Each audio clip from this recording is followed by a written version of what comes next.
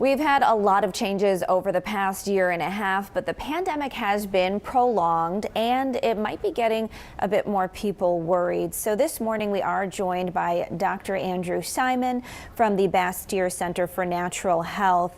Dr. Simon, there has been a lot of things to make people worry, and that might lead to a weight gain. There's a Johns Hopkins study that's out saying the average American gained about 15 pounds during this first part of the pandemic. Could you tell us why that number might be so high? Well, many of us in this last year have experienced a little bit of stress, and I think that's my main kind of hit home here is stress. I think one of the most important things to realize is it's been a really challenging year, and we need to learn not to judge ourselves if we might have gained a little bit of weight, or other people for that matter. So me as a physician, I think of this analogy of like the freshman 15, when we had this maybe change, a lot of things happening at once. Same with the pandemic. We had a lot of habits change really all at once, and we had to really learn how to readapt. And, when I think about stress, it comes in many forms. People don't always realize.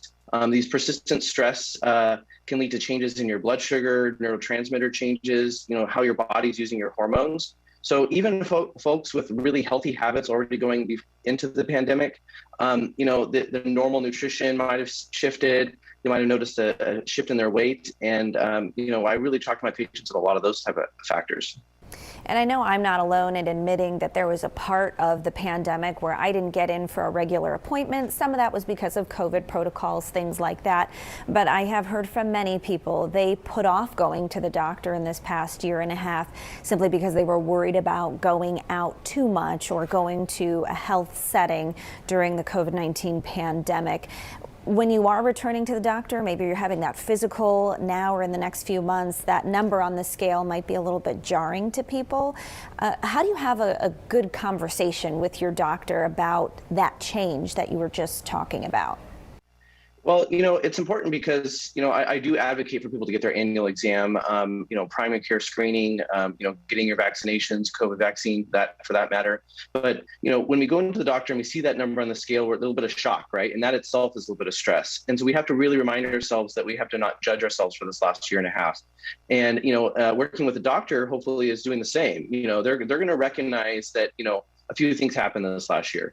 And, the way I look at it is I like to look at integration, using the combination of mind, body, medicine strategies, acupuncture. If someone's in a lot of pain, I'll use different physical medicine modalities to help them get out of pain so they can exercise.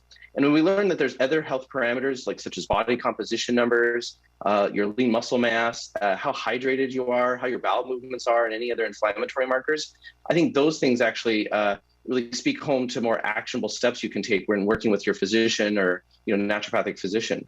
And it's really important that it's more than just percentage of weight reduction. It's really discussing those barriers for pain, stress management, and really targeted in a new way, going forward here in a more sustainable way, knowing what's out there in the world. And Dr. Simon, some of our King 5 viewers may be in a position where their job wants them to keep working from home, or people have the option and they are choosing to work from home. What are some of the ways people can stay healthy or maybe drop a little bit of weight while having that work from home setting continue? Well, I think sometimes working from home, I know myself, I've had to watch my kid in the last year, while going to school for kindergarten. And so it's finding that routine again and that balance. Balance is the key message going forward here. We really have to identify things like rest. We really do need that 8 to 9 hours of sleep. Getting into that deeper sleep is really important. It allows that body to calm down, regulate its own hormones, neurotransmitters, like I said before. And, I oftentimes teach my patients different mindfulness or mind-body medicine techniques, breathing exercises, in combination with safe dietary nutrition, and if needed, certain safe supplements that can be used to help just improve that rest quality initially, always moving towards regulating, their metabolism long term. Another factor that I really oftentimes refer my patients to is nutrition. And again, nutrition in a very sustainable way, making sure you're getting plenty of fiber, to help clean your body on a regular basis, making sure that your blood sugar is regulated by eating every 3 to 4 hours. And those things really help lower cholesterol, balance that blood sugar, so that way you're not really fighting against yourself in terms of some of that previous weight gain and improving your insulin response. all of these things together, really, when I work with my patients, again, we try to find these behavioral changes that can really help promote reduction of stress, regulation of your food.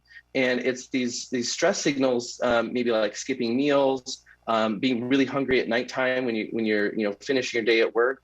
And those things, to me, are what I talk about my patients as little clues that maybe they're under a little bit of stress. All right, Dr. Andrew Simon with the Bastyr Center for Natural Health. We thank you for all these good tips as people are having their cups of coffee this morning. Thanks so much for joining us.